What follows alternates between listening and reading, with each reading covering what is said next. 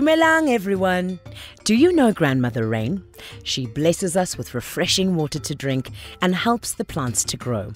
But if we make Grandmother Rain angry, she will take away her blessings. This is a lesson that Baboon still has to learn. Let's read The Baboon, the Dassie and the Berries to see if she learns her lesson. Not too long ago, nestled among the bright pink proteas on the slopes of Cape Point, lived a group of friends. They were a bit of an eclectic bunch. It's not often that you find a Dassie, a Hadida, porcupine, bontebok and baboon living together peacefully. But that's exactly what they did. On any given day, you'd hear a mixture of squawks, guffaws and shaking quills as the friends laughed and shared their often elaborate stories with one another. Life on the slopes was peaceful and there was very little to worry about. The grass was always green, the proteas grew high, and the ripe red berries fell freely and plentifully to the ground. This blissful existence was no happy accident. It was all due to an understanding between the animals and Grandmother Rain. As long as they continued to respect each other and their environment and take only what they needed, Grandmother Rain would continue to bless them with her showers. From her spot high in the sky, Grandmother Rain would sometimes peek through her cloudy curls of hair, eager to hear what silly story Dassie had shared or listen to the low, rumbling notes of Baboon's latest song. The animals were happy and Grandmother Rain was pleased with them. The rainy season was a few short weeks away, and so the animals began to prepare for winter. To prepare for a long, wet and cold visit from Grandmother Rain, the animals all gathered food. They all made sure to take only what they needed for that time. Singing out loud at the top of her lungs, Baboon made her way around the mountaintop in her search to find and gather the most delicious berries for winter. Baboon had almost given up when she came across the largest and most beautiful berry bush she had ever seen. The berries were full and ripe and hung low on their branches. Baboon's mouth started watering. She tried very hard to respect Grandmother Rain's wishes and take just enough for the winter, but her appetite was much bigger than Dassie's or Porcupine's. Baboon longed to fill up on all the berries her belly could handle. That night, Baboon tossed and turned with worry. What if her friends found out what she had done? Baboon had never broken Grandmother Rain's rule before. Finally, she fell into a restless sleep. Morning came and Baboon nervously joined her friends around the stream.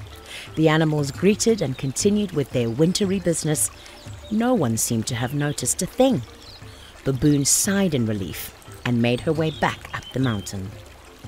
Once again, Baboon arrived at the beautiful berry bush and looked longingly at those ripe berries. She thought to herself that if those last extra berries didn't hurt, a few more would make no difference.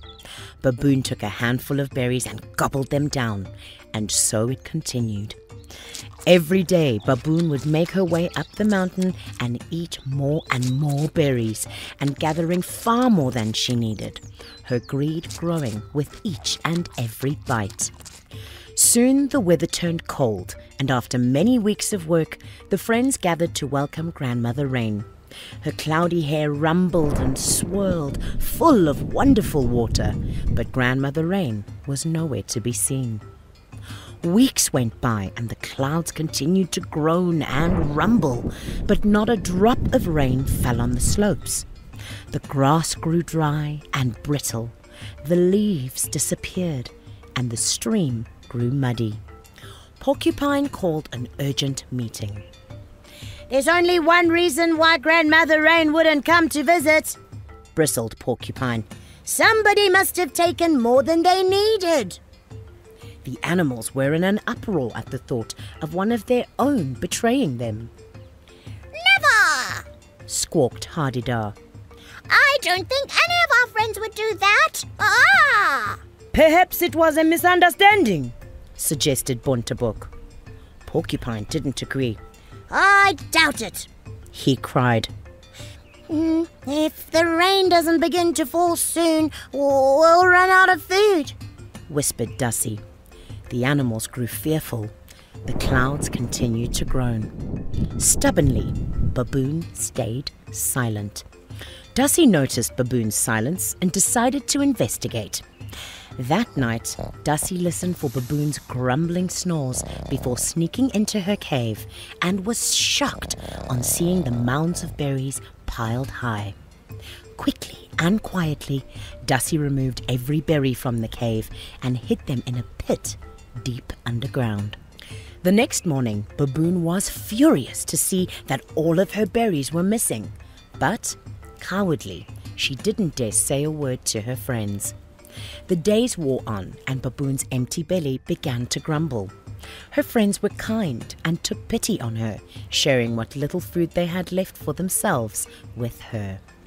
Baboon saw the kindness of her friends and felt terribly guilty. She decided to confess. The animals were hurt and outraged and banished Baboon to her cave. Baboon was devastated and began to sob. Dassie heard poor Baboon's cries and took pity on her. She was clearly very sorry and had realized her mistake. That night, Dassie burrowed deep into the pit underground and returned Baboon's berries. When Baboon awoke, she couldn't believe her eyes. She was surrounded by mounds of berries.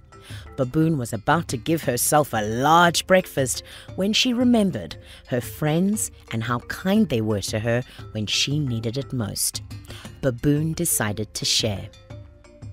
Her friends were hungry and were thrilled when Baboon arrived with the berries. They decided to forgive Baboon. Baboon, full of remorse, promised that she would never take more than her share again. She realized that her family of friends were more important than her berries. Suddenly, there was a burst of thunder and the swirling clouds above began to break.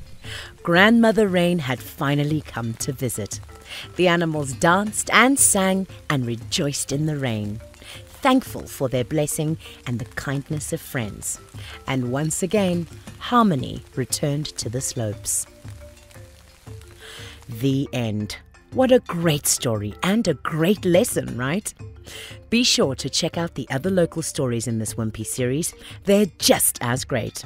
Goodbye, everyone. And remember, share if you can and never take more than you need.